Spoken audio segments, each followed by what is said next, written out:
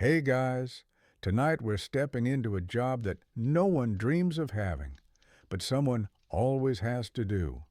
A job soaked in silence, in sweat, and in the strange routines of justice. Tonight, we become the executioner, not the man in the black hood of myth, not the villain in the corner of old paintings. No, we become the real thing, the one who sharpens the blade, ties the rope, and shows up early because someone has to. Before we begin, take a moment to like and subscribe if you enjoy calm stories that wander through the darker corners of the past. And let me know in the comments where you're watching from and what time it is. That always makes the world feel just a little smaller. Now, lower the lights. Maybe find a quiet spot and settle in. Because tonight, we're not running from the past. We're stepping into its shoes. Let's get something out of the way. No child ever sat by a hearth fire and said, "I want to be the hangman when I grow up." Becoming a torturer or executioner wasn't a dream. It wasn't even a plan. It was what happened when all other paths were shut. You didn't apply. You didn't get invited. You were told.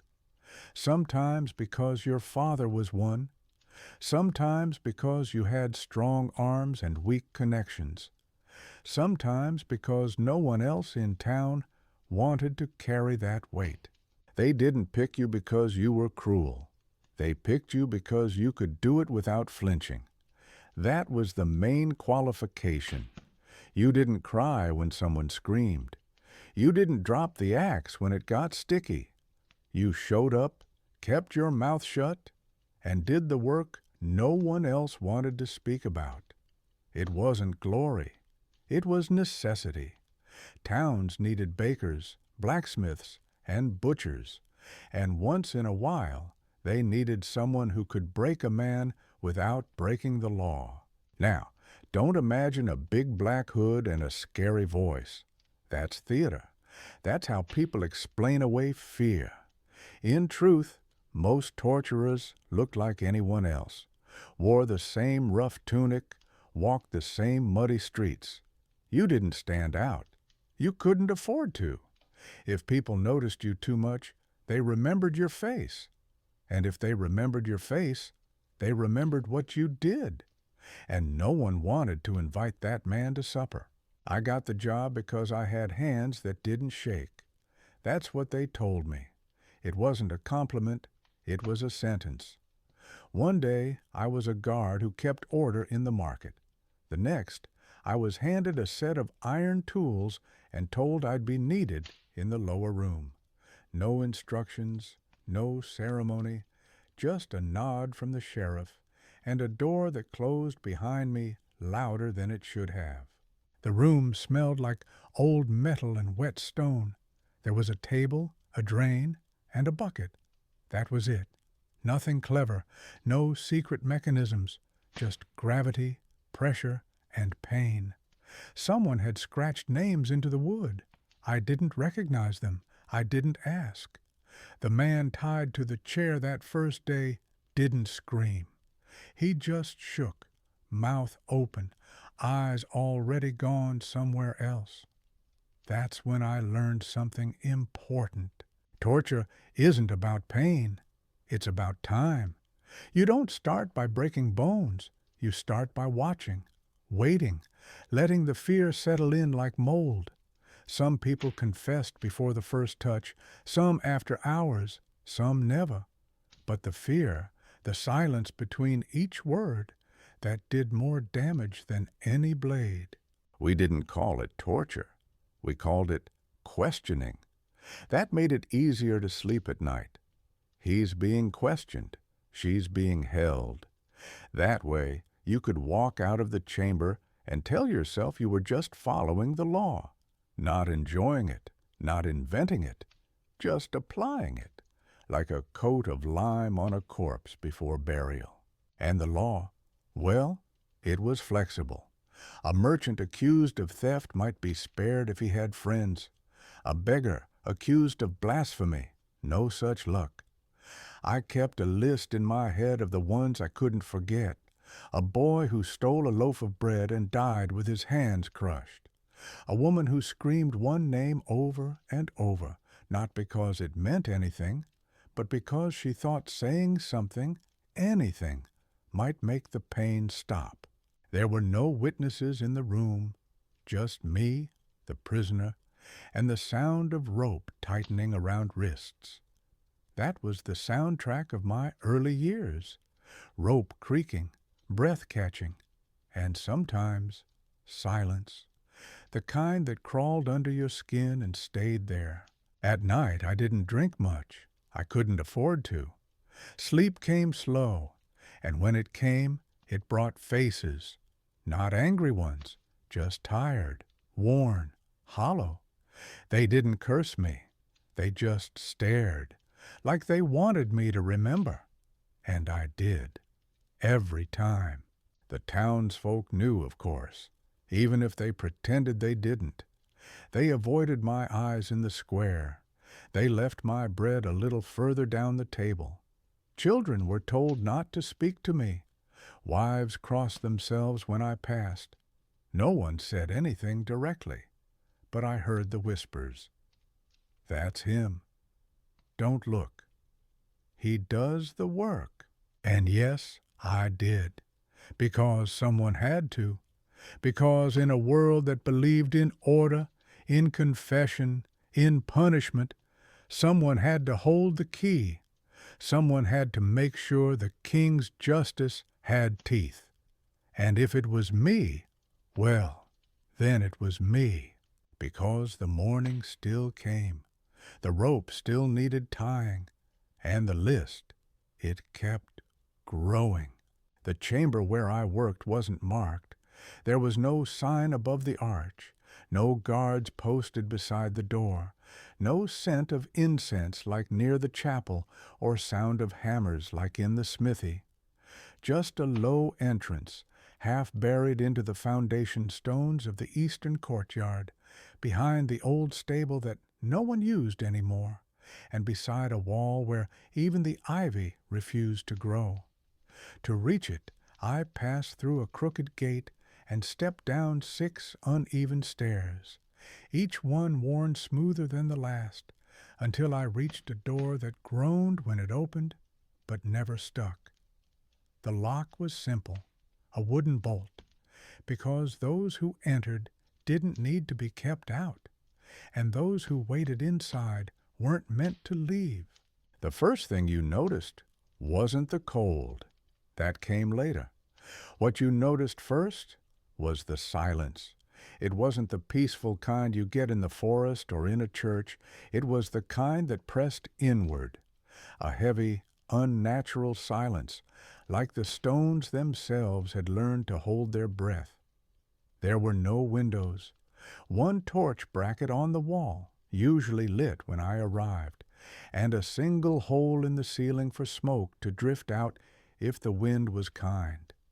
The walls had no markings, no scripture, no records of who'd passed through, just stone, slick with years of use and the kind of damp that never dried, no matter how many fires you burned. It was always damp, even in summer.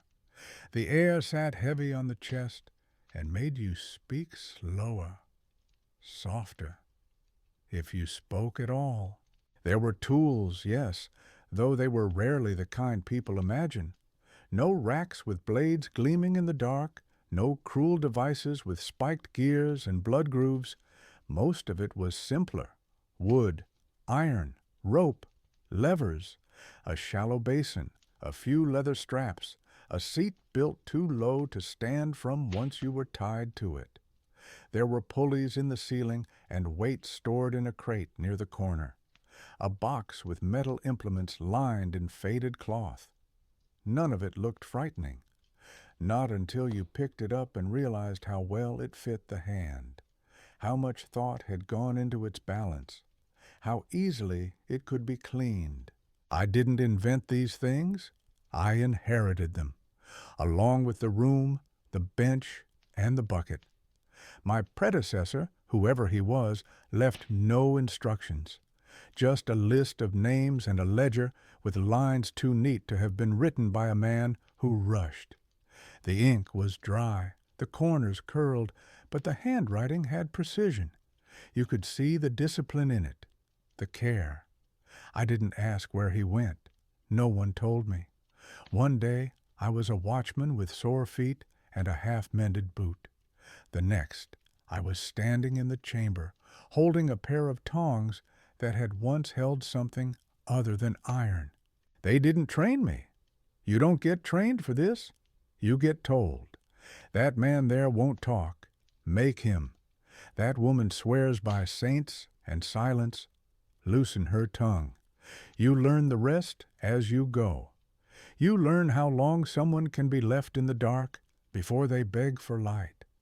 You learn how many turns of the rope it takes before shoulders give way. You learn where pain hides and how to find it without asking twice. But most of all, you learn that time is the sharpest blade in the room. Wounds fade, bruises bloom and die. But time, that stays. Some prisoners confessed before I ever touched them. They arrived trembling, whispering names, deals, apologies to gods who weren't listening. Others fought with silence, not rage, not curses, just silence, a quiet refusal to break. Those were the hardest, not because they were stronger, but because they made you ask yourself who really deserved to be in that chair. A few cried out before I even began. They begged for forgiveness from men who would never hear them, from mothers, from children, from a life they no longer belonged to. And I listened, not because I cared, but because in that room words were currency and silence was treason. The tools didn't scare me, the screams didn't stay. What stayed were the eyes, the way people looked at me when they realized I wasn't a monster, just a man with a job, a face, a limp from an old wound, and hands that moved without shaking. That's when they broke, truly. Not when the pain came, but when the illusion ended. When they saw that the wall between torturer and victim wasn't as wide as they thought. I kept notes, not because I had to, no one checked, but I did. On scraps of paper hidden beneath a false board in my floor, I never wrote names, just symbols. A circle for the man who sang hymns while I worked, a triangle for the woman who never blinked, a crooked X for the one who laughed after every question. I don't know why I wrote them down, maybe to remember, maybe so I wouldn't forget that they were people, that I was too. At night, the room stayed with me, not as nightmares. I didn't dream much anymore, but in the way my fingers twitched at the sound of creaking rope, or how I always looked behind me when I walked through town, even though no one followed. People didn't speak to me much. They nodded. They paid. They made sure their disputes never reached my door. And in a strange way, that was peace. Because being the one who asks the final questions doesn't make you powerful. It makes you useful. And in our world, usefulness was survival.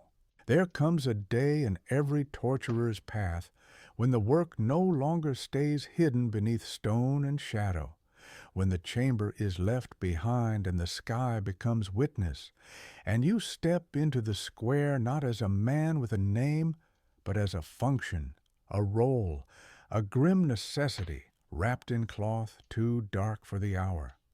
Mine came on a market day when the air was thick with the smell of boiled onions and ash, and the carts had only just started to arrive. It was early, too early for noise, and yet the square was already full. People love bread, but they love blood more. I was told the sentence the night before. A man caught robbing the bishop's cart, had struck a guard with a brick, and fled through the cloisters. He was cornered beneath the grain store, dragged out, beaten badly, and pronounced guilty before the bruises even bloomed. They said he'd stolen flour, but the real crime was hitting someone with a uniform. That turned him from a thief into a warning, and warnings were given in the open. They didn't ask if I was ready. They told me. A cart would arrive at dawn. The platform had already been built. It was always ready, just in case. The wood was dry. The blade had been checked. The rope hung on its nail beside the chapel's back door, where even the priest pretended not to notice. I spent the night sitting by the hearth, not drinking, not thinking, just staring into the fire as the tools were laid out beside me, one by one, not in order of use, but in order of consequence. First came the cord, then the cloth, then the axe. There was no cloak, no mask. That's for stories. I wore my work coat, stained at the edges, sleeves worn smooth.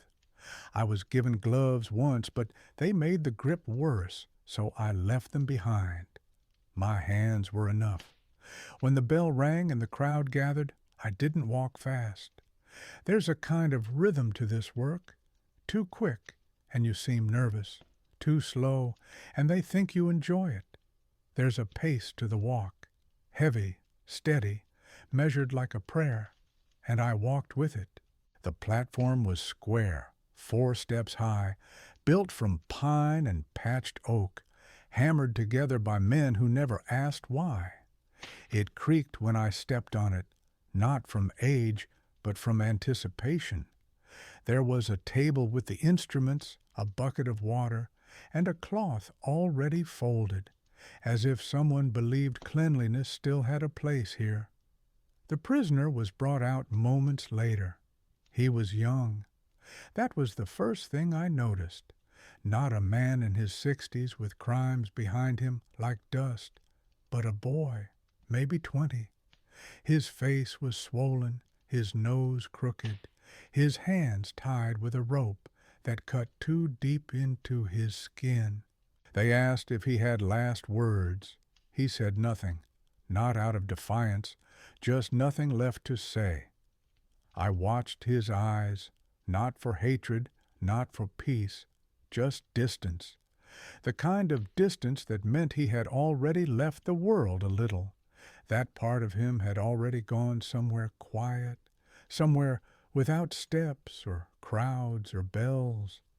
And I wondered if he'd been there before, if this wasn't the first time he'd closed his eyes and imagined somewhere else. I didn't speak. I never did. That wasn't my role. The priest muttered something beside him. The sheriff gave a nod, and I did what was expected. The boy knelt, slow, as if his body had to remember how. I adjusted the rope so it didn't pull too far left.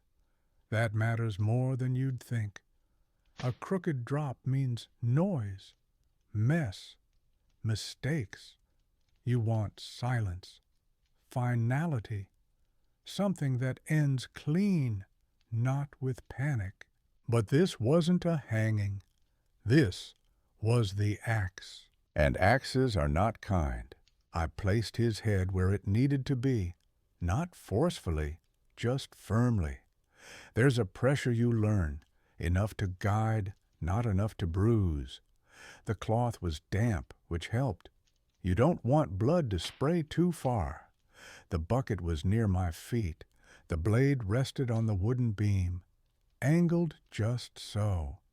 Not because it looks better, because it's quicker. The moment came, not with a shout, not with a signal, but with a breath. I counted them. I always did. 3 inches, 2 out. Then the hands tighten, the knees bend, and the swing comes not from the arms, but from the shoulders, the hips, the whole body. You learn to follow through, not to hesitate. Hesitation doesn't just ruin the act, it prolongs it.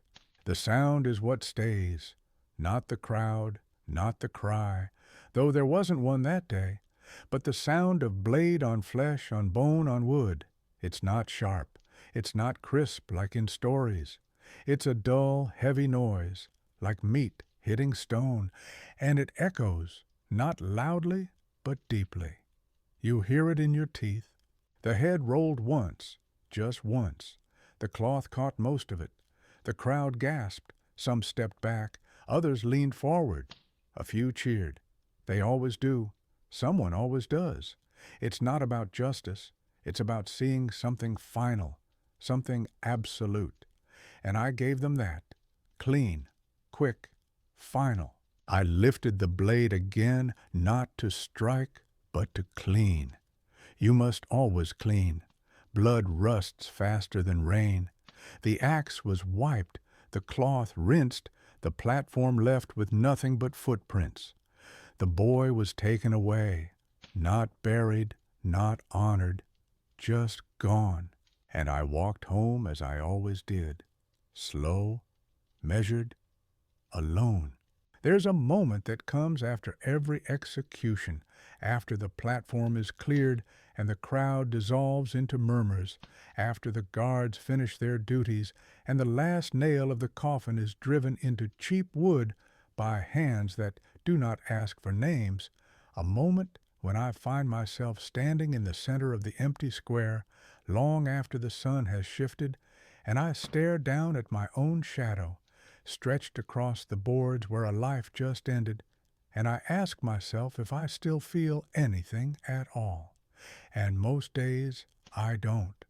Or I tell myself I don't, because feelings are for those who can afford them, and I've long since spent mine on things that didn't deserve them.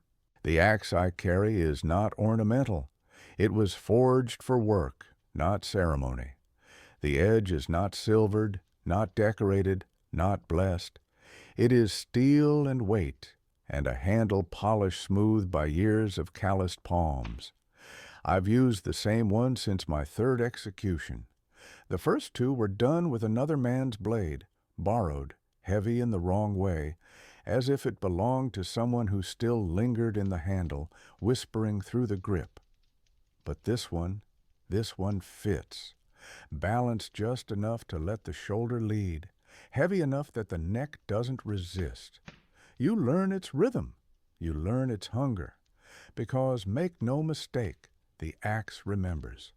Not in a mystical way, not in the way stories pretend, but in the honest way, wood warps and steel wears. It remembers pressure, it remembers resistance, and it remembers hesitation. I've kept the edge sharp with oil and stone, never rushing it, never letting others touch it. There's a kind of peace in maintenance, a quiet hour in the morning where everything else fades, and it's just me, the grindstone, and the slow circular motion of preparation. Some men pray before a job. I sharpen. That is my devotion. That is my offering. Because a dull blade is cruelty, and cruelty, despite what they say, is never the goal. The goal is finality, quickness, precision.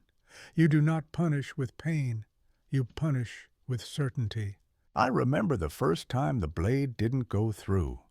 It was cold that morning, colder than usual for that time of year, and the man brought to me was large, thick-necked, his skin covered in soot and scars from the foundry where he worked before they caught him stealing iron bars for some imagined rebellion. I swung, clean, straight, with full intent, but the flesh resisted. The sound was wrong. The neck did not break. The crowd gasped, and I saw in their eyes the thing they never wanted to see, that I was human, that I could err, that I was not a creature of myth, but a man with bones and breath and the possibility of failure. So I struck again, and the fourth time the head fell, and the stain it left followed me home like a dog I hadn't fed. I didn't sleep that night. I didn't eat. I didn't speak to the boy who delivered my firewood, though he waited longer than usual at the door, perhaps wondering if he should ask what had happened in the square. But he didn't. They never do. I learned from that, not just about angles and posture, but about silence. How quickly it creeps in when you break the illusion. The people need to believe in efficiency, in control, in the myth that justice flows clean and quiet. They need to believe that I am a blade and nothing more. And so, I became one. The robe I wear on execution days is darker than my everyday tunic. Not black, not dramatic, just the deep brown of dried earth, stitched with care by a widow who owed a favor to the sheriff. It's heavy in the shoulders and frays near the elbows, but I keep it mended. You don't want to look too new. That makes you seem young, and youth has no place on the scaffold. The hat is optional. I wear it when the sun is strong, when the sweat might blind me. Not for effect, for function. Always for function. And when it's done, when the crowd is gone and the stain on the boards begins to dry and curl at the edges like autumn leaves, I carry the axe back home wrapped in cloth, never bare, never left out where hands might touch it without knowing. I lay it down beside the fire, not on display, just resting, like a tool after the harvest, like something that earned the stillness. Sometimes, in the quiet, I trace the grain of the wood with my thumb, feel the worn places where my fingers have shaped it, and I wonder how many more before the handle snaps, before the weight becomes too much, before even I am too dull to finish cleanly. But not today. Today, I sharpened it well. There are many faces I have forgotten, and I do not feel shame in that, because a man in my position cannot carry every detail, cannot catalog every cry, or remember the precise way every knee buckled before the moment of judgment.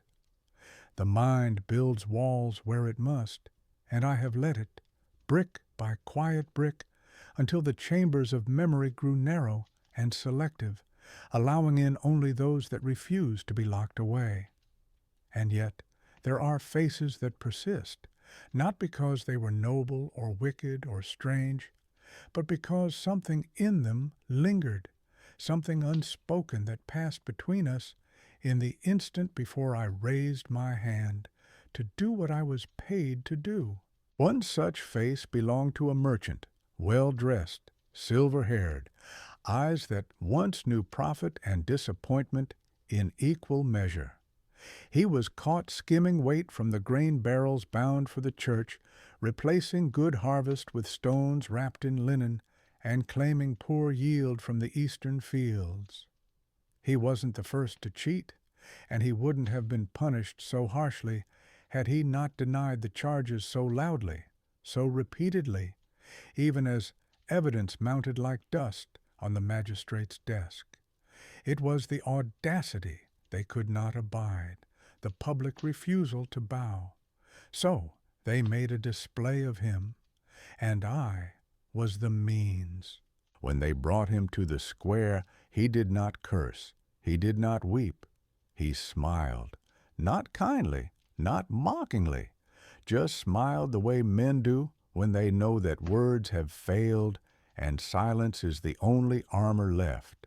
And when I positioned him, adjusted the block, steadied the cloth, he looked at me not as a man, not as a villain or deliverer, but simply as a reflection of the system he had danced with for too long. He looked, and in that look I saw no fear, only recognition. He knew. He had always known that this is how it ends for men who play too well and lose.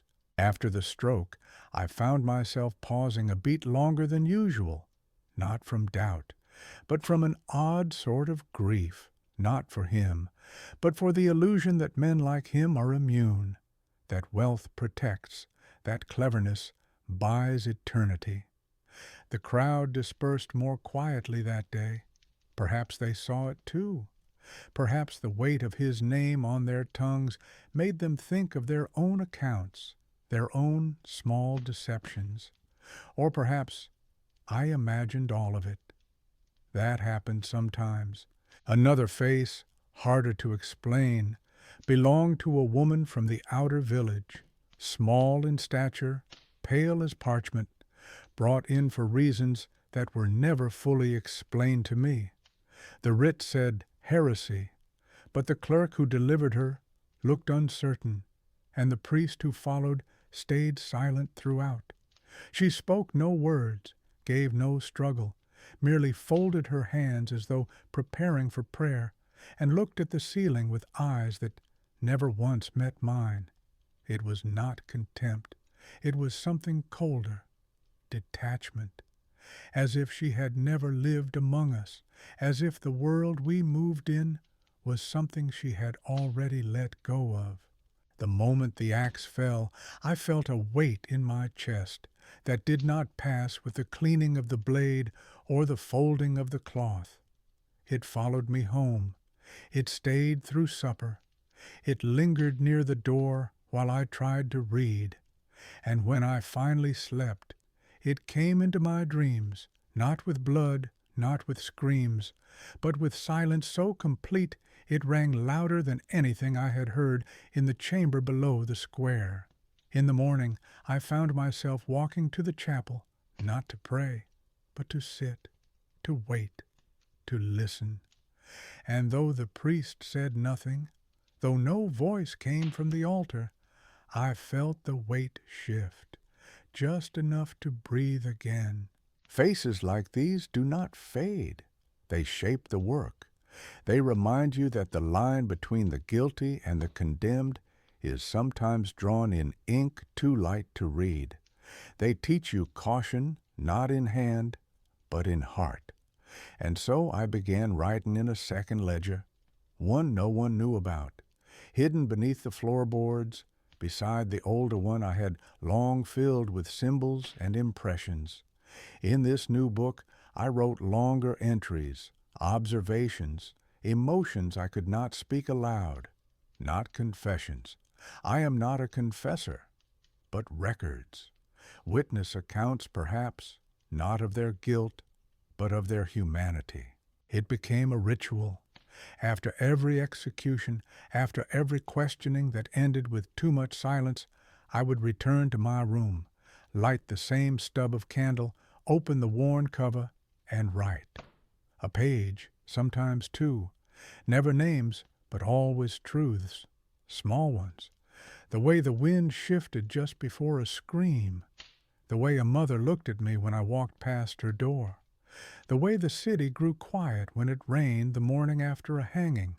And in doing so, I found that the work did not disappear.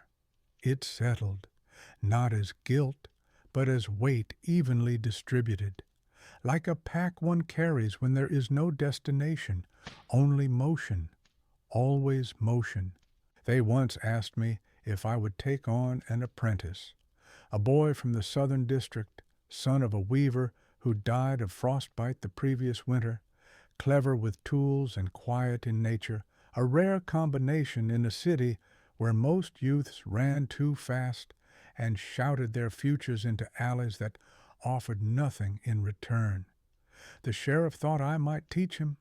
He said it as though passing me a bag of grain, something simple, something inevitable. But I said no. Not because the boy lacked promise, not because he would not one day make a fine carpenter or clerk, or even, in time, a torturer if fate grew cruel. I said no, because I knew that once you open this door, it never truly closes again. No one becomes a torturer because they dreamed of it. It is not a calling. It is a silence that finds you when no other sound remains. I did not grow into this trade. I fell into it, slowly, through gaps in duty and moments when no one else stepped forward. The first time I was asked to help was not even during an official sentence.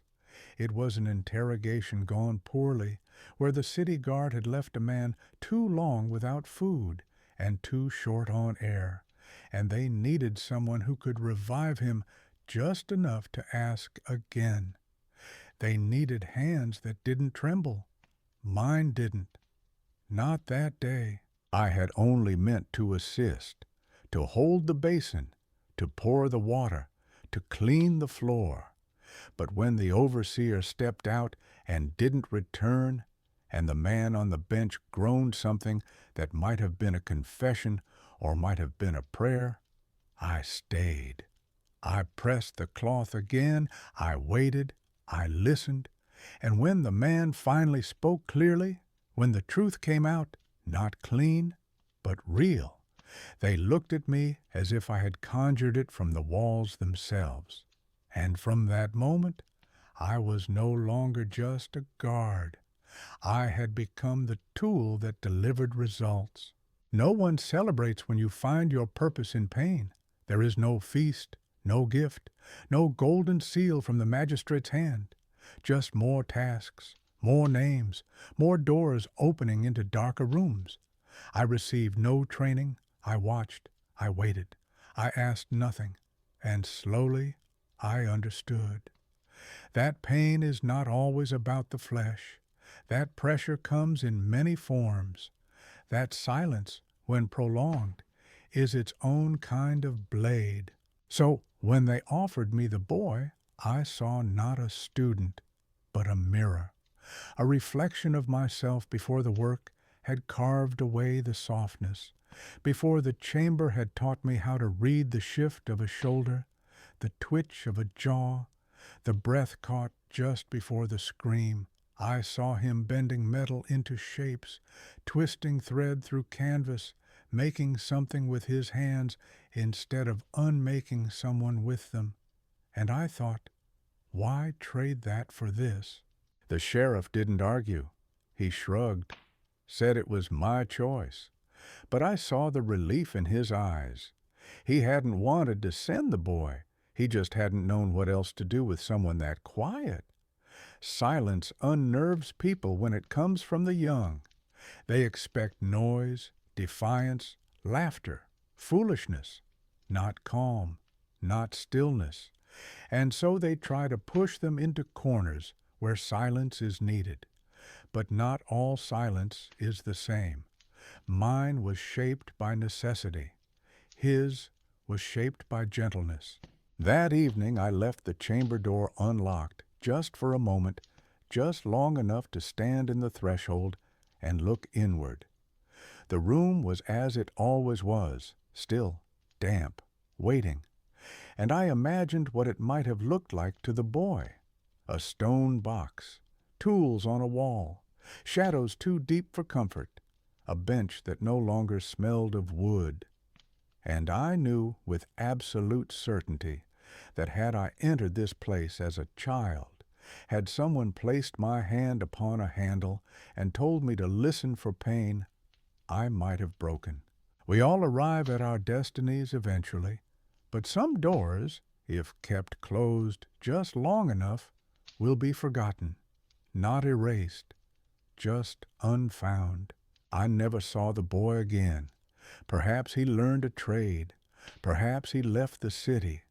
Perhaps he became a man who never asked too many questions and lived long enough to forget the day he was almost chosen. And I'm glad for that, because once you take your first step into the room, it marks you. Even if you run, even if you leave, part of you remains seated on that bench, in that cold, airless place where truth is dragged out of the body, not with reason, but with repetition. Some men leave behind swords, others books, others names on stone. I will leave no heir, no student, no legacy, only records. There is a rhythm to the work that most never see, a cadence not found in the act itself, but in what comes after, when the cries have faded and the door has closed, and all that remains is the task of returning the room to silence. A silence not of absence but of arrangement, where every tool is cleaned, every stain addressed, every surface wiped down, not with urgency, but with care, because the chamber must never forget its purpose, and yet it must never cling to its past. I have come to prefer the cleaning. It is honest work, without judgment, without the weight of decision. It asks only diligence. The floor is stone, uneven in places, worn smooth in others by years of pacing, shifting, kneeling. The stains do not come out easily. Some never do. But I scrub them anyway, each morning, each evening, each time the work is done. I use hot water when I can, mixed with herbs that keep the air from turning sour. Herbs I buy from an old woman near the edge of the market who does not ask what they're for. She thinks I am a butcher. Perhaps she is right. The walls are simpler, more forgiving. They only need wiping. I use a cloth I keep separate from the others, not because it's sacred, but because some jobs require their own instruments. I move slowly, from corner to corner, tracing the same lines I've traced for years, following shadows that no longer shift when the lantern flickers. It is during these moments, when the room is quiet and my hands are busy, that I allow my mind to speak. Not loudly, just enough to sort what has passed. The tools must be cleaned last, not for superstition, but for practicality. You do not wash the knife before the basin. You do not polish the metal before the blood is dried. I place them on a cloth beside the bench, one by one, never stacked, never mixed. Each has its place. The clamps, the cords, the pins, the block. The hammer, though rarely used, still earns its inspection. And the iron, still warm from the brazier, must be cooled slowly, not quenched. You do not temper truth by force. You guide it. I have named none of them. That is a line I have not crossed. They are tools, not companions. I do not speak to them. I do not imagine personalities in their edges or tempers in their wear. I sharpen them when needed. I oil them when the air is dry. I replace them when rust appears beyond saving. And when one breaks, I bury it in the courtyard behind the barracks, not for honor, but because even metal deserves an end that is not the trash heap. The bench is wooden, broad, with a dip in the middle where weight has worn it down. It was made by a carpenter who did not know what it would be used for, or so they say. I doubt that. The shape is too exact, the grooves too purposeful. Still, I treat it with respect. I wash it, sand it when needed, keep the strap supple with oil. There is no dignity in the work if the instruments are left to rot.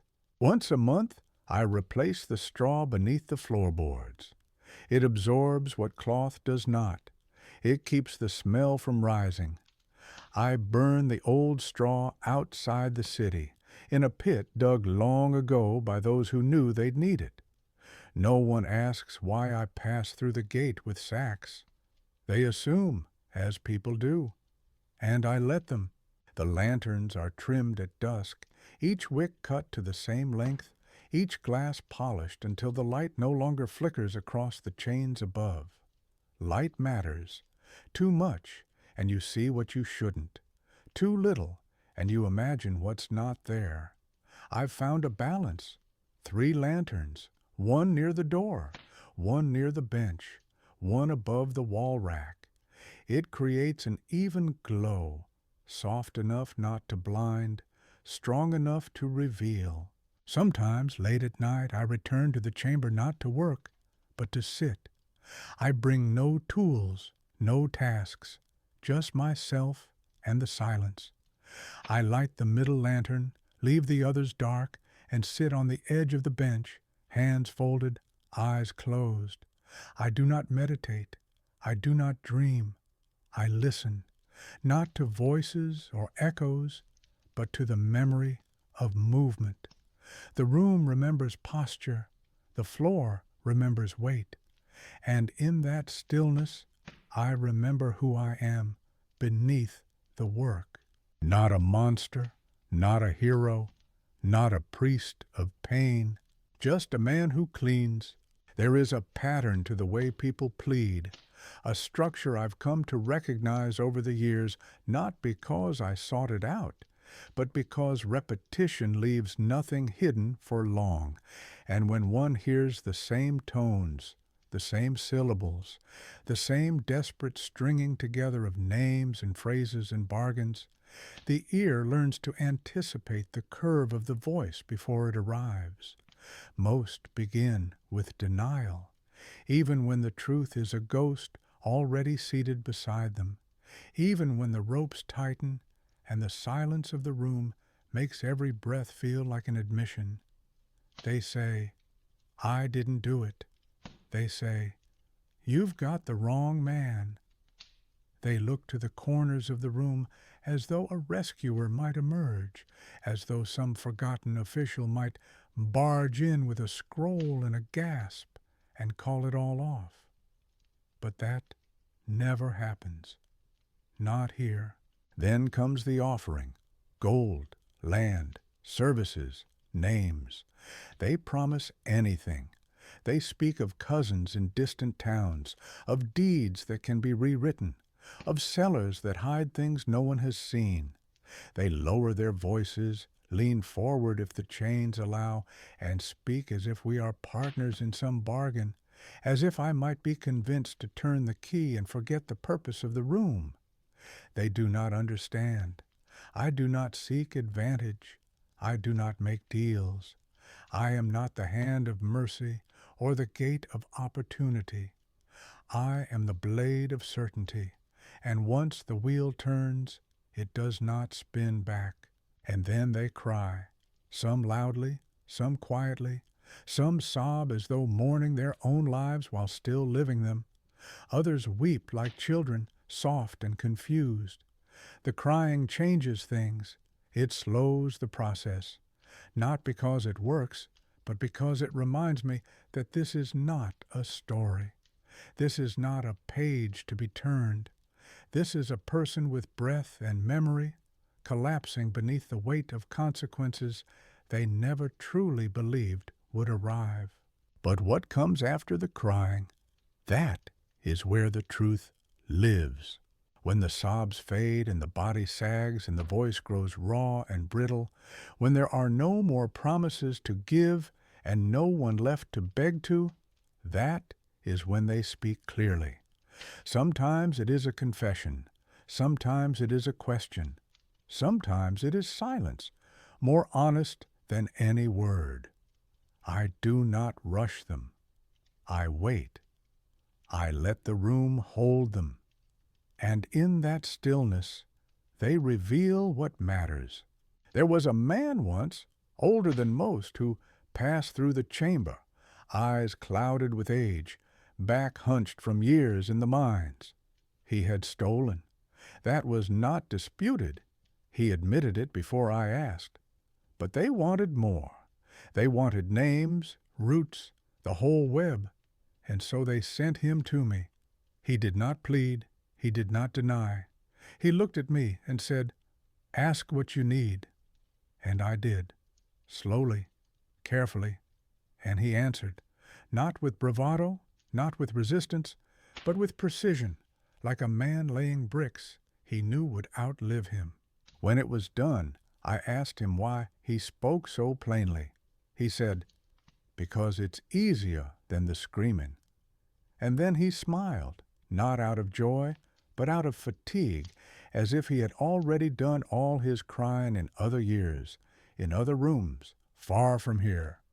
I remember him more clearly than most, not because of what he said, but because of how little he tried to change his ending. Not everyone pleads. Some arrive already broken, already quiet. Those are the ones I watch most carefully, because quiet does not always mean acceptance.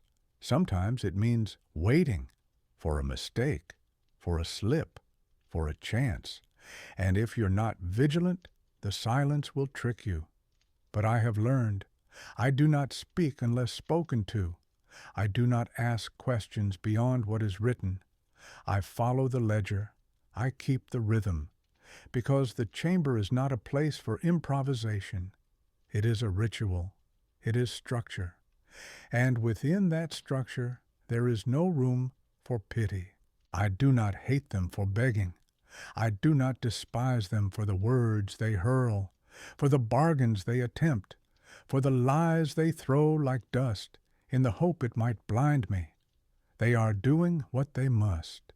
Survival wears many faces, and fear, when it grows large enough, forgets how to whisper. It only knows how to shout. But I cannot let their shouting shift my hands.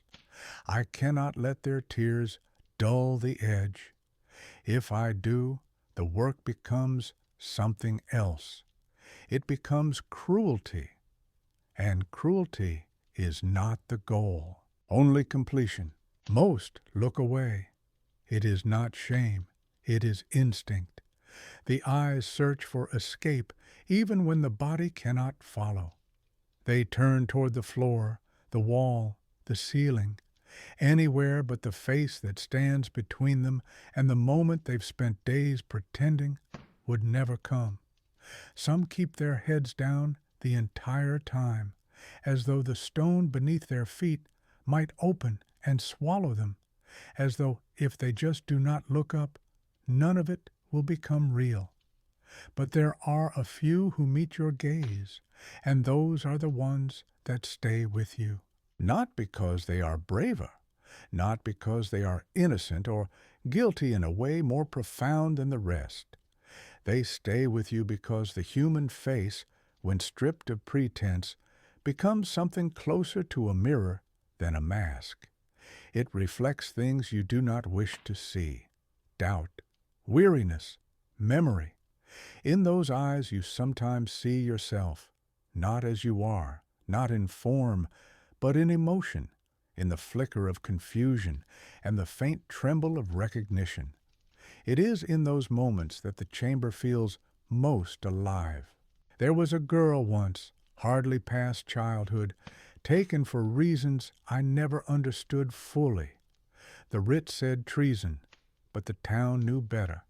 She had been born in the wrong house, said the wrong thing to the wrong man, and had refused to apologize. Sometimes that is enough. She was quiet when they brought her in, not afraid, just tired, as though she had skipped all the steps that come before fear and landed directly in the middle of resignation. I placed the cloth across the bench. I adjusted the cords.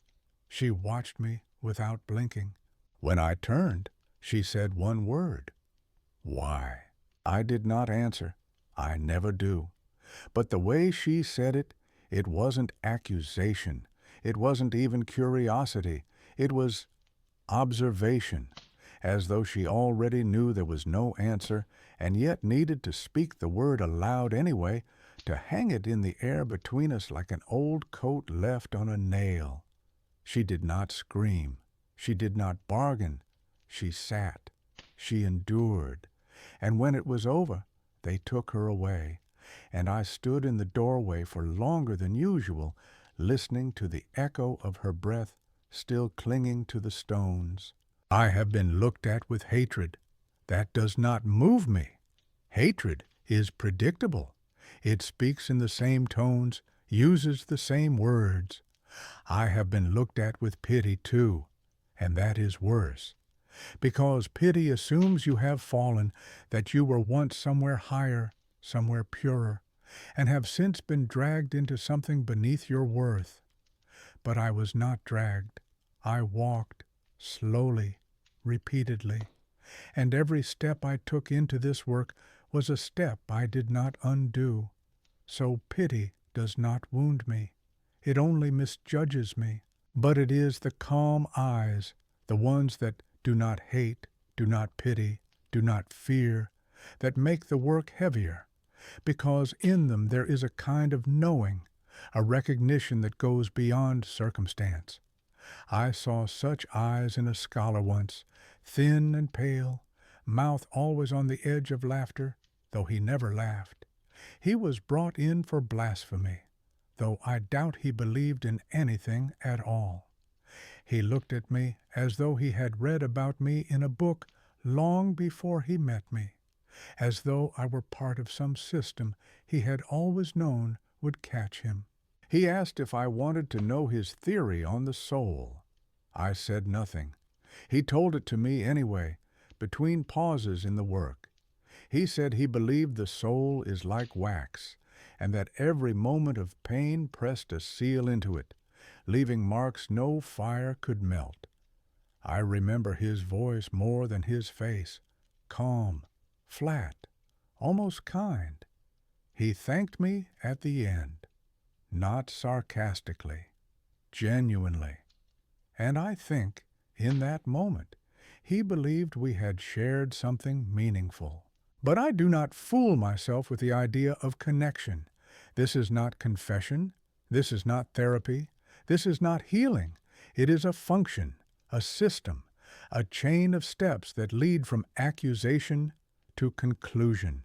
And I am the part of the chain that holds, not judges, not releases, just holds. Still, I remember those who looked me in the eye, not every detail, not every word, but the weight of their gaze, the pressure it left in the space between the lantern and the bench, and sometimes when I pass the square and the wind moves just right, I feel it again, the quiet stare of someone who knew what was coming and refused to blink. There is a smell that never fully leaves the chamber, no matter how often I scrub, no matter how many herbs I scatter in corners, or how long I let the air flow through the open grates when the sky allows it. It is not the smell of blood alone. Blood is sharp, immediate, almost metallic, like biting your tongue during a lie. No, what lingers is something slower, deeper, a mix of old iron and old breath, of wood rubbed smooth by too many bodies and damp stone soaked in too many secrets.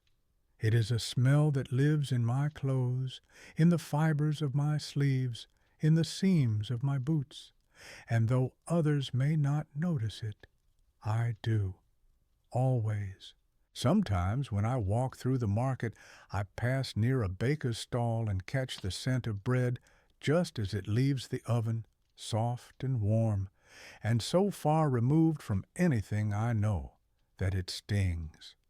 Not because I am hungry, but because I remember a time, faint and distant, when I smelled only bread and smoke and wet leaves in autumn, before the chamber shaped my senses into something narrower. Now the scent of iron follows me like a shadow. I've tried perfumes once or twice. They made it worse, like painting over rot. The nose knows. I clean myself with purpose, not for pride, not for vanity, but because the work demands it. When I leave the chamber, I do not bring its marks with me into the world. I keep my face shaven, my nails trimmed, my boots polished. There are those who think torturers must look a certain way, ragged, haunted, cloaked in grime and horror. But that is theater, not truth. Cleanliness is control, and control is everything. Still, no matter what I do, the scent remains, in my gloves, in my hair. I smell it most when I lie down at night, when the heat from the bed pulls it upward like smoke from a dying flame. I have come to associate it with sleep, not rest. just sleep. The kind where dreams press against the eyes but never enter. The kind where the body stills but the mind continues to walk the same stone corridors over and over again. I once asked a physician if scent can embed itself in the blood. He said no. He said it is memory that tricks the senses, that the mind holds smells longer than the body.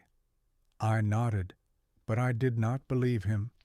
The mind does hold memory, yes, but the body wears it like armor, thin, invisible armor that seeps through the skin until even silence smells of iron.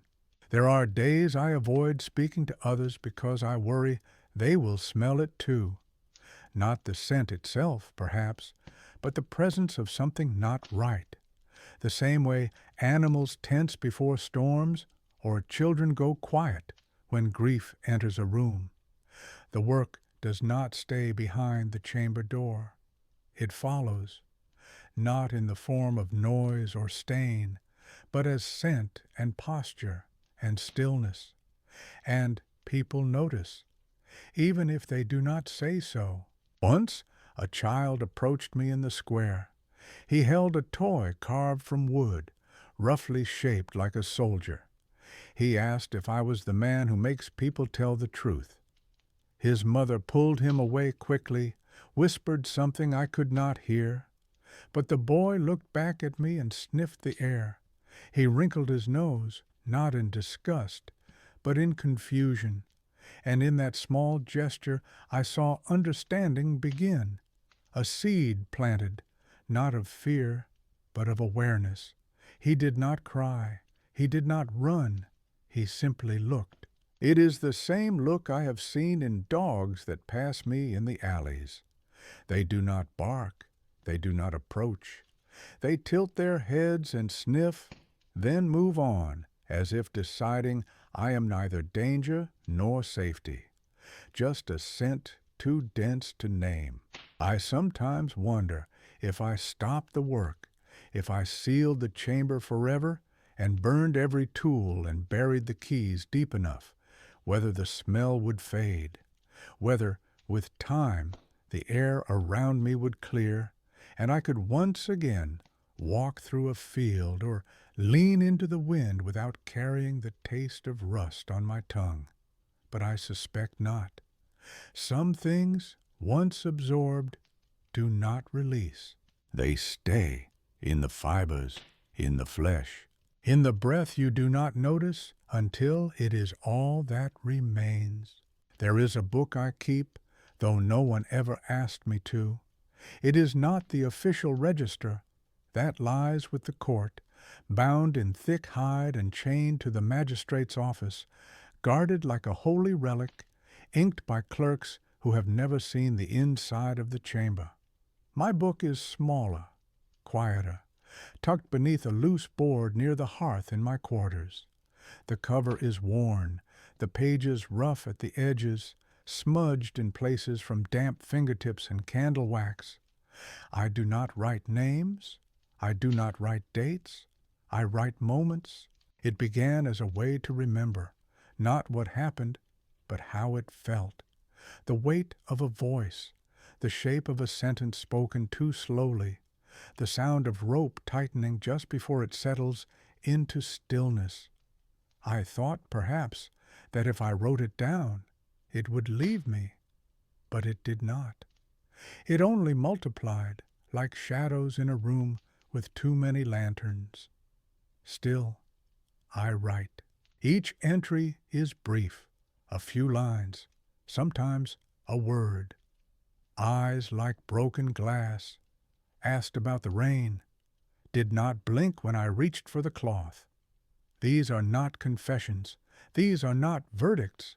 They are fragments, pieces of people who passed through the chamber but left something behind, something that could not be filed or stored or forgotten. The ledger is not for memory. It is for recognition, so that I do not pretend I am untouched. I have shown it to no one, not out of fear, but out of respect. The pages are not secrets. They are not accusations. They are moments too fragile for the official voice of justice. The court speaks in sentences. I speak in silence. The ledger speaks in between. Sometimes late at night, when the fire is low and the room smells of wax and ash, I open it and read. Not from the beginning, but at random. A page from last winter, a note from years ago, a sentence I do not remember writing, and in those words I find pieces of myself scattered among the dust. I do not analyze them. I do not build meaning from them. I simply observe. There is one entry I return to more often than the rest. I do not know why. It reads, held his breath for 16 seconds before answering, looked at me like we shared a secret. I do not remember the man's name. I do not remember his crime.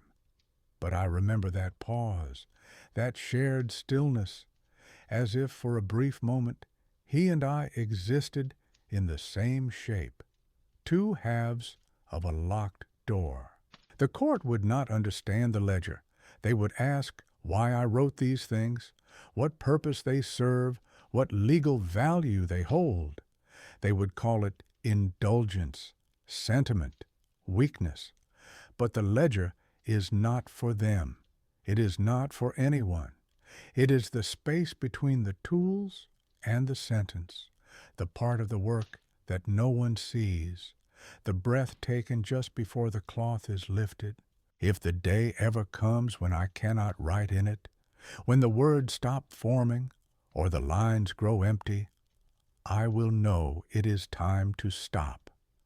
Not because I will no longer be able to perform the tasks, but because the part of me that sees the difference between procedure and presence will have gone. And without that, the chamber becomes only a room, and I become only a machine. I do not fool myself into thinking the ledger redeems me. It is not a shield. It is not an apology. It is simply a record of presence, of having been there, of having seen and heard and felt in a way that leaves a mark deeper than any blade. Some men drink, some pray. I write. If they ever find it, long after I am gone, they will not understand. They will read the lines and think them riddles or madness, or the ramblings of a mind softened by solitude. But if someone reads closely enough, if they listen between the words, they might hear the shape of a life not chosen, but inhabited, a life held in place not by duty, but by the slow, deliberate rhythm of breath and ink. They might not forgive me, but they will know I did not forget. There are days when the chamber remains dark, the brazier is cold, the tools stay in the drawer, the cords are not disturbed, the bench sits untouched beneath the lanterns, and the air, for once, carries only the scent of stone and dust. These are the days no one comes, no writs are signed, no men are sent, no voices echo down the stairs. The hallway beyond the wooden door stays silent, and the world above forgets, briefly, that the chamber exists. I do not celebrate these days. I do not dread them either. They simply are. I rise at the same time. I dress in the same manner. I descend the steps and open the door with the same quiet ritual. I check the lanterns, the chains, the handles. I pass my hands along the bench, testing for cracks, for warping, for anything that suggests time has moved faster than I expected. And when I am done, I close the door and return upstairs, where I make tea and sit in the small chair by the window that overlooks the courtyard, watching the wind stir leaves into lazy spirals. Sometimes on these days, I clean the chamber anyway, not because it needs it, but because rhythm matters. The work is not only what happens when the door closes behind the accused. The work is in the preparation, the care, the structure. To maintain the chamber is to remember what it is for, and forgetting, even for a single day, invites something dangerous, a sense of distance, a sense that the room exists separately from the man who tends it.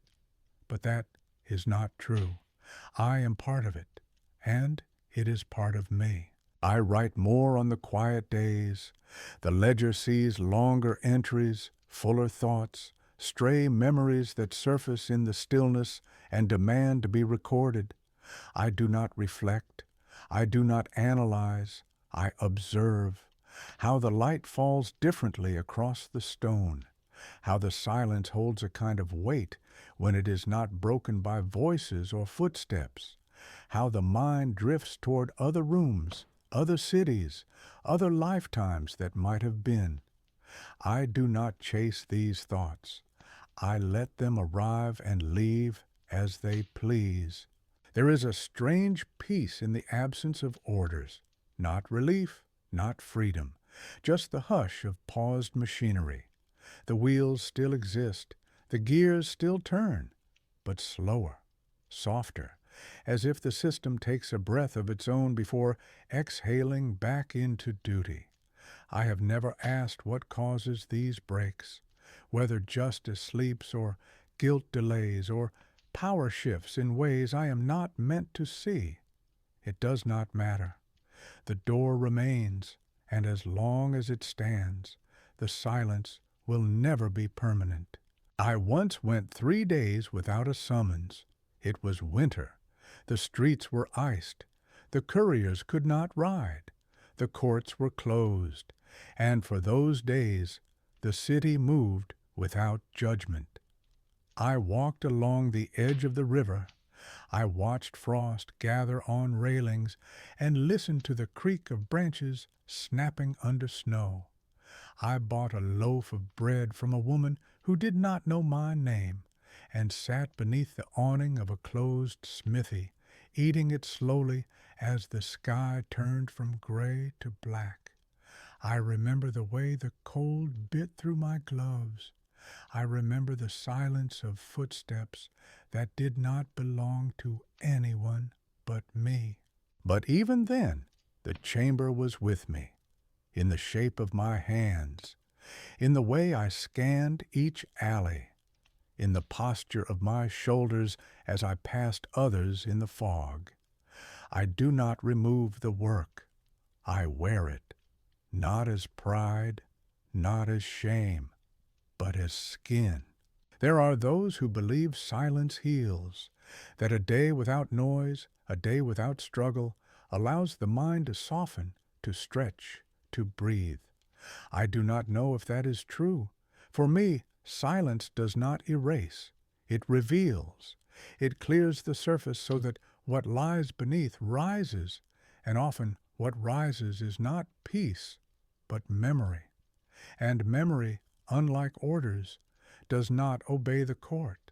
When the summons comes again, and it always does, I return to the chamber not as if I were waking from sleep, but as if I had simply been standing still, waiting for the wheel to turn once more.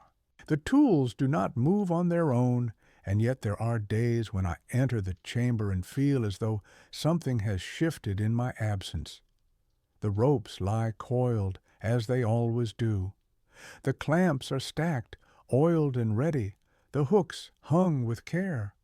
But the air carries something different, not louder, not colder, just aware, as if the room itself has remembered something I have not. I do not believe in haunted walls. I believe in memory, and tools, like people, remember. Each tool has its own sound, its own voice, not in the way of words, but in tone, in rhythm.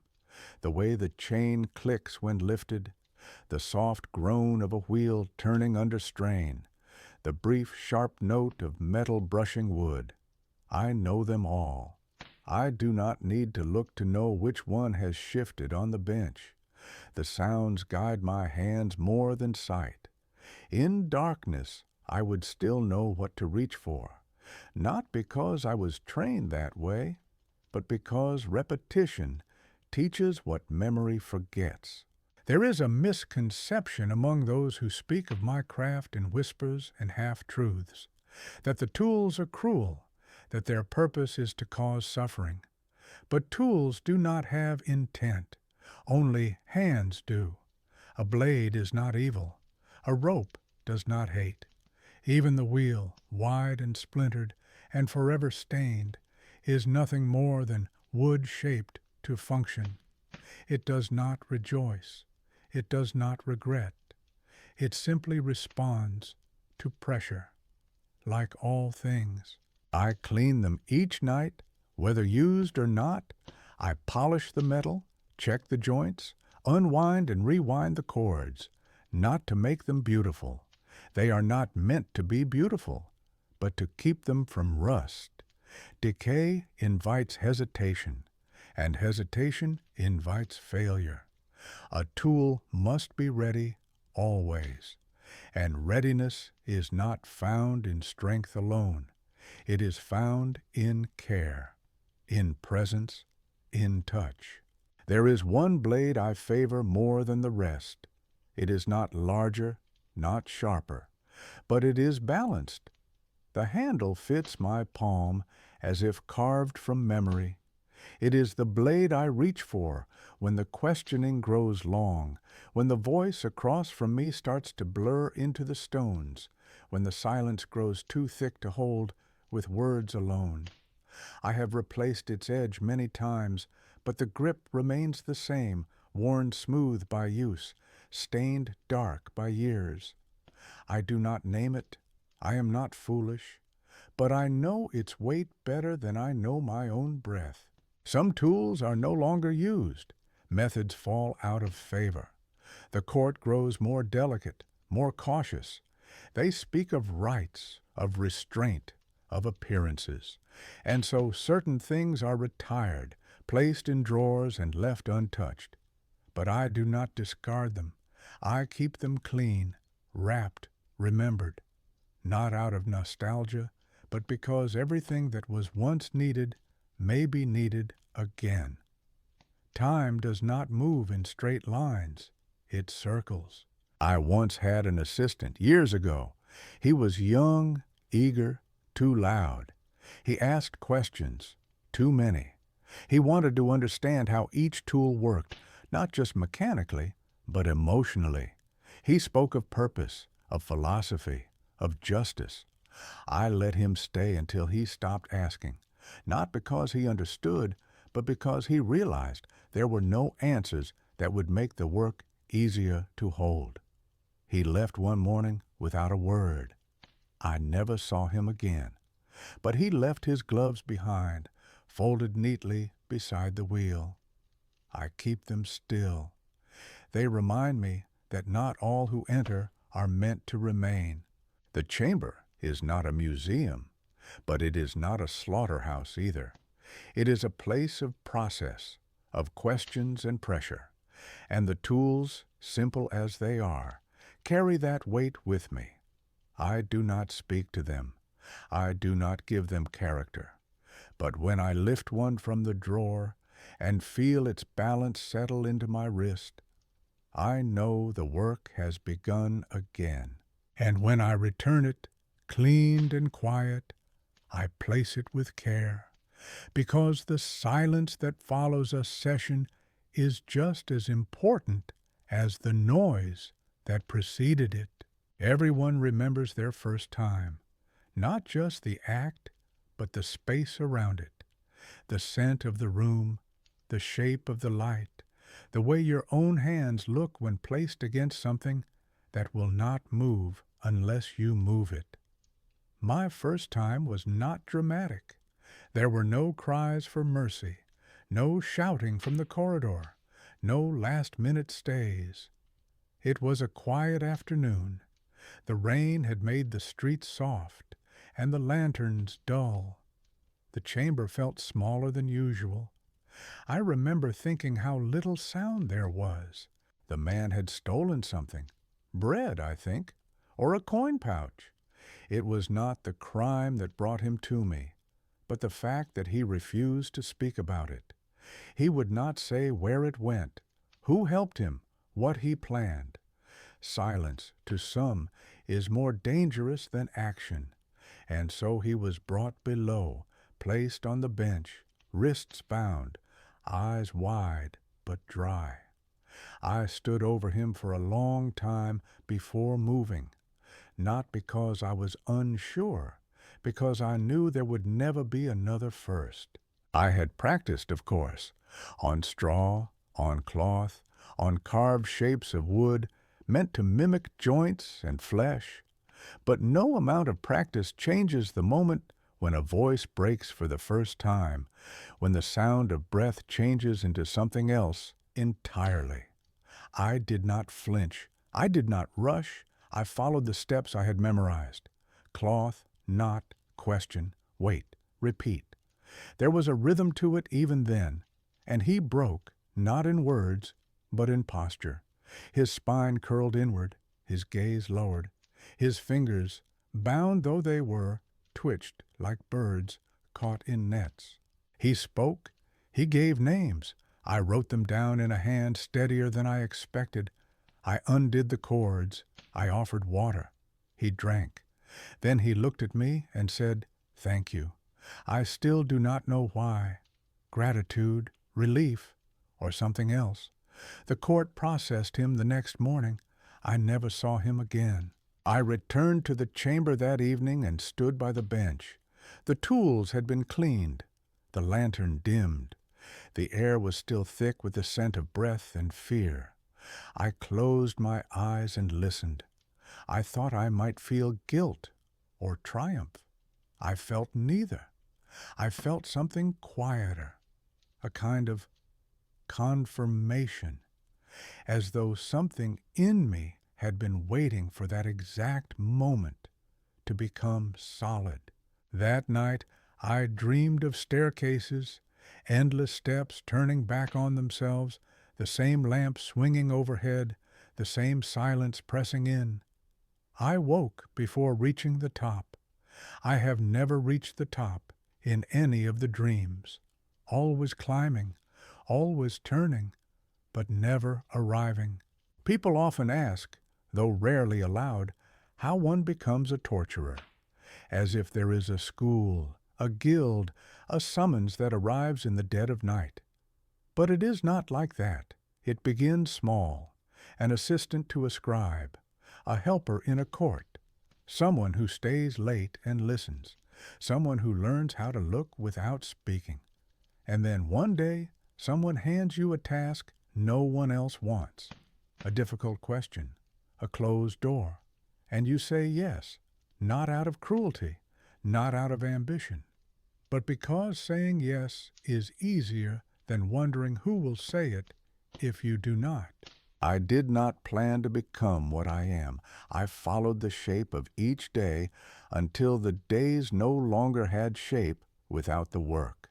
And the chamber, which once seemed like a space apart, became the place where my steps most naturally fell. Sometimes I revisit that first entry in the ledger.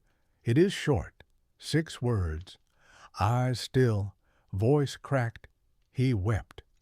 I do not recall the weeping, but the entry insists, and so I accept it, not because it matters to the court, but because it matters to me.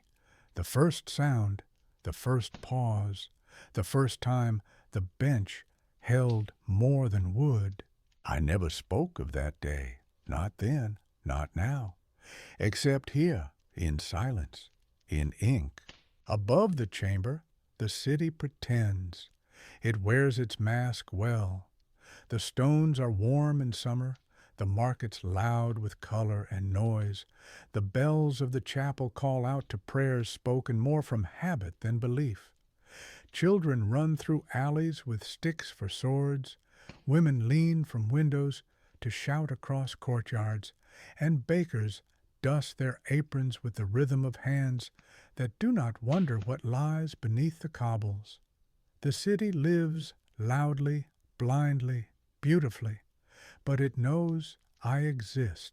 It may not speak of me, it may not know my name, but the people know someone does what must be done, that somewhere beneath their shoes and carriages there is a room without sunlight, and in that room voices are changed. Truth is found, justice is sharpened, and they are grateful, quietly, from a distance, like one might be grateful for fire, so long as it stays on the torch and not on the thatch. I walk among them often, not to spy, not to remind, simply because it is where I am meant to walk.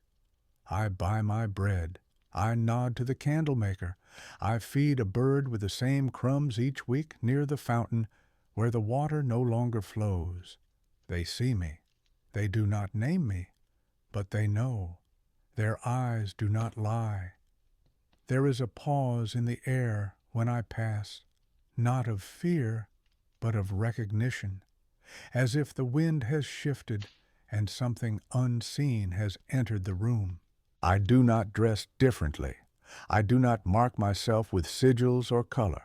My coat is plain, my boots soft-soled. I wear gloves most days, not to hide, but to preserve. The chamber is not clean in the way the city is clean. There is dust in the corners. There are echoes that linger longer than they should, and when I return from that place, I carry it, even if the cloth between us remains unstained. There is an alley near the southern wall where vendors sell things they do not list aloud. The butcher there sells meat that is not always what it claims to be. The glassman repairs bottles that were never broken. The woman in the corner paints charms no one believes in, but everyone buys. I pass through there often. They do not flinch when I enter. They do not look surprised. They know what I am, and they accept it, not out of respect, not out of fear, out of the simple understanding that the world requires certain roles, and some of those roles must be worn without apology. Once a man followed me, not closely, not threateningly, just enough that I noticed. His hat was too low, his shoes too loud. I turned a corner, stopped, and waited. When he appeared, I looked at him. Nothing more. He froze, then turned and walked away. I never saw him again, but I thought about him often, what he wanted, what he thought he might find. Perhaps he believed I carried secrets in my coat or guilt in my steps. He was wrong. I carry only what the work allows. The city celebrates its soldiers, it honors its scholars, it rewards its merchants, but it does not speak of me. That is the way it must be. Justice is a clean word, a tall word, a word best left unsullied by the hands that deliver it, and I accept that. I do not seek parades. I do not seek absolution.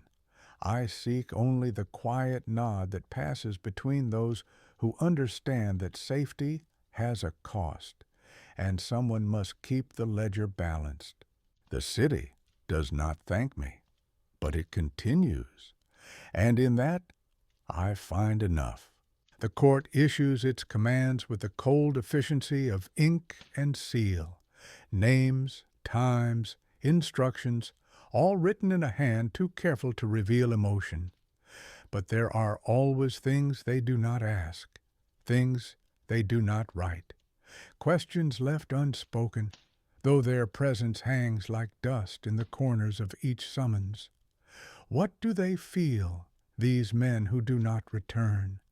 What is seen when the chamber closes its door? And most of all, what do I see?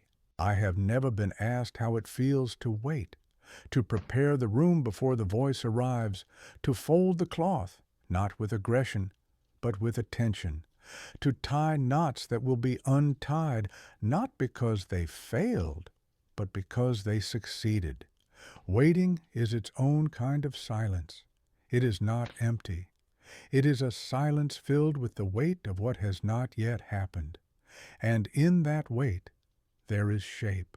They do not ask how I listen, not just to the words, but to the space between them, the pace of breath, the way a sentence curls at the end when doubt creeps in, the sound of confidence when it slips and leaves only repetition.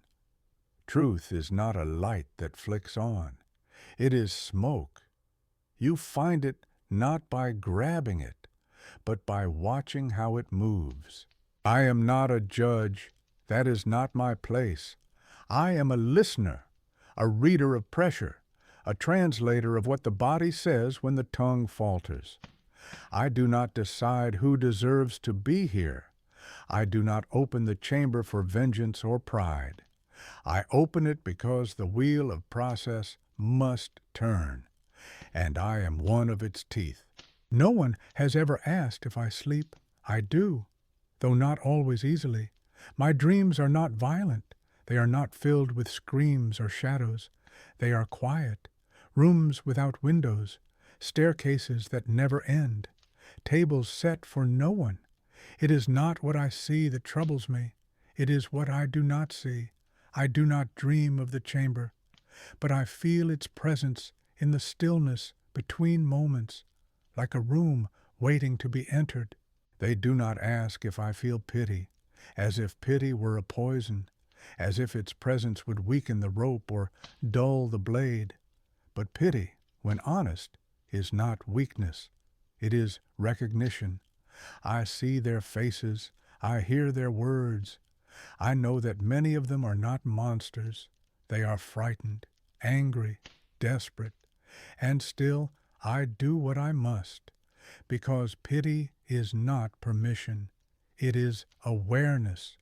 I do not harden myself to it. I carry it quietly. I have never been asked what I think of justice, perhaps because they know the answer would not be useful. Justice is not a statue, not a sword. It is a process, flawed, slow, human. And like all processes, it depends on those who carry it forward. I am part of that machine, not the engine, not the wheels, but the weight that keeps it from spinning too fast. They do not ask what I would do if I were not here. Perhaps they fear the answer, or perhaps they know there is no other place I would fit as I do here. I have imagined other lives, a clerk, a stonemason, a teacher maybe, but none hold me in the same way. The chamber does not ask for who I could be. It accepts who I am. And that, perhaps, is what they fear to ask most of all. Not what I do, but why I remain. There are moments, rare and brief, when the chamber is so still that even my breath feels like an intrusion. Not because something has happened, but because nothing has. The tools remain untouched. The rope is clean, the bench holds only shadow. The lantern sways slightly, though there is no wind. I stand beside the door, gloved hands resting at my sides, and I listen not for footsteps, but for the absence of them. It is in these moments that the chamber feels most alive. The silence here is not passive. It watches, it records, just as I do. The ledger rests on its stand, ink drying slowly across the last page. The names stretch backward, line by line, date by date. It is not the kind of book anyone reads for meaning. There are no stories in it, only facts, time, name, method, result.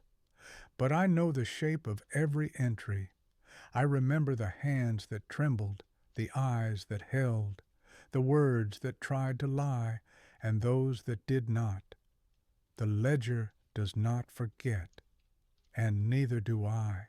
Sometimes I wonder what will happen when the ledger ends, when the pages run out. when the space left for recording becomes narrower and narrower until the final line has no room? Will they bring another book? Will someone else take my chair, my gloves, my careful steps? Or will the chamber grow quiet forever, its doors closed, its bench covered, its ropes unwound for the last time? I do not fear that moment, but I think of it more often than I once did. I have never seen my own name in the ledger.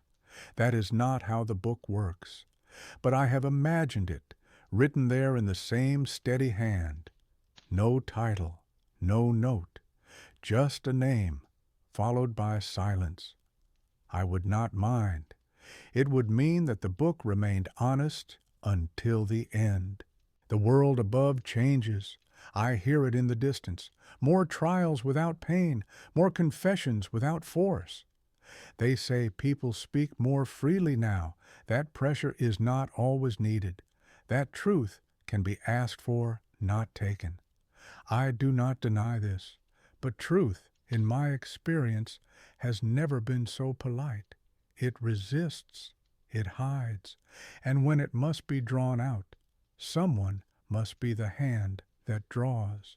I am not proud of the chamber, but I am not ashamed either. It is a place of purpose, like the gallows, like the court, like the ledger. Each serves its part. Each keeps the machine moving, even if the parts are rusted or worn. There are tools I no longer touch, not because they are broken, but because the world has turned slightly, and their shape no longer fits its needs. I keep them wrapped, cleaned, remembered. They do not ask to be used. They rest, like old thoughts waiting for the right hour. The torch outside the chamber door flickers in the same rhythm it always has. I have watched it for years.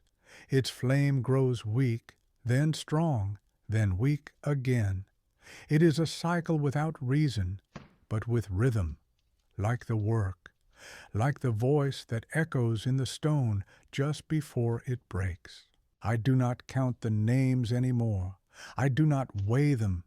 Each one is part of the same pattern, the same long thread that began before me and will continue after. I do not seek to end it. I only follow it where it leads. Some nights, the wind outside carries voices, not screams, not whispers, just the sound of life moving past the stone. I listen. I close the ledger. I place the quill beside the ink, and I leave the chamber in silence, because silence, in the end, is the last tool I will ever use.